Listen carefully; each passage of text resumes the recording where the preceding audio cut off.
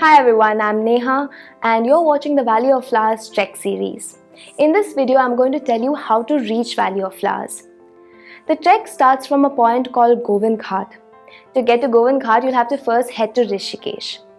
Now, I've put a link in the description below and you can check out this link to know how to reach Rishikesh. I've given tips on how to reach by air, rail and road. In this video, I'll be focusing on the second part of the journey, that is the long road journey from Rishikesh to Govind Ghat. I'll be giving you a couple of pro tips so you'll know exactly what to do and what not to do when you're making your travel plans to the Govind Ghat base camp. To start with, the Govind Ghat base camp is along the Rishikesh Badrinath highway. In fact, it's just some 25 kilometers from Badrinath. And to get to Govind Ghat, it's a 272 kilometer route from Rishikesh. It'll take you a good 12 hours. That is on a regular day.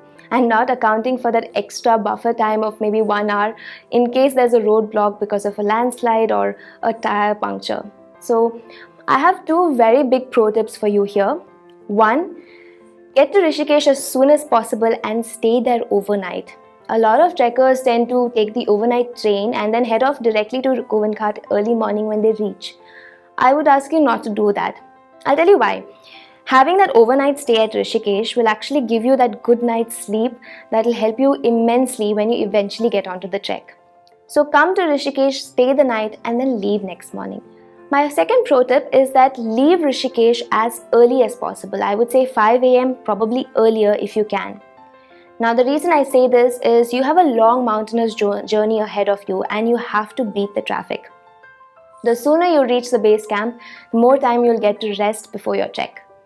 So leave Rishikesh very early, and if you're trekking with Indiahikes, you don't have to worry, we'll arrange the pickup from Rishikesh around the same time.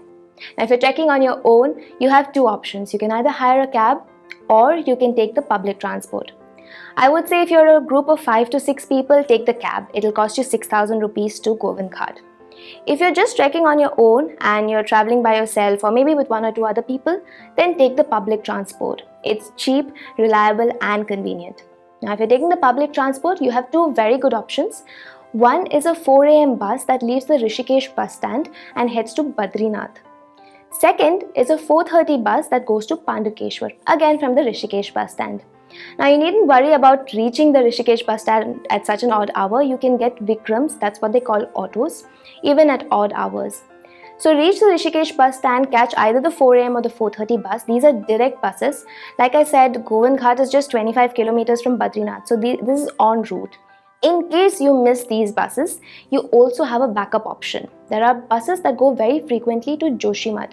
These buses will be there from 5 a.m. to 8 a.m. going from the Rishikesh bus stand.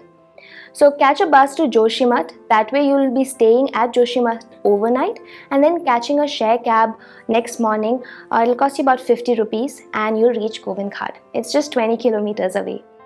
Now let me talk about the journey from Rishikesh to Govind Ghat. It's one of the most beautiful routes I've seen. I've gone on the route a couple of times and I always look forward to it. To start off, you'll be seeing the Panch Prayag, the 5 sacred river confluences. Now, as you go up, see if you can ask your driver to stop at one of these confluences just for 5-10 minutes. It's quite a visual treat. I love seeing the turquoise blue waters mixing in with the warm green.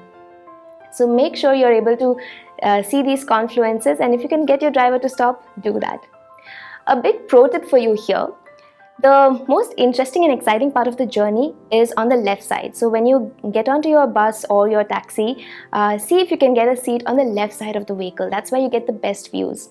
Your best views actually start from Karnaprayag onwards. Like I said, the second half of the journey is when you're driving along Alaknanda.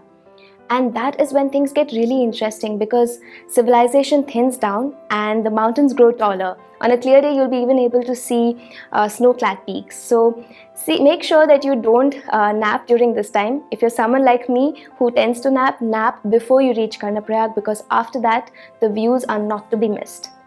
This is all the information that you need to know on how to reach Valley of Flowers and what to look out for your highlights of the journey. Now, if you want more such information, just check out our playlist. And to stay tuned for more such information on Himalayan treks, hit the subscribe button and click on the bell icon next to it.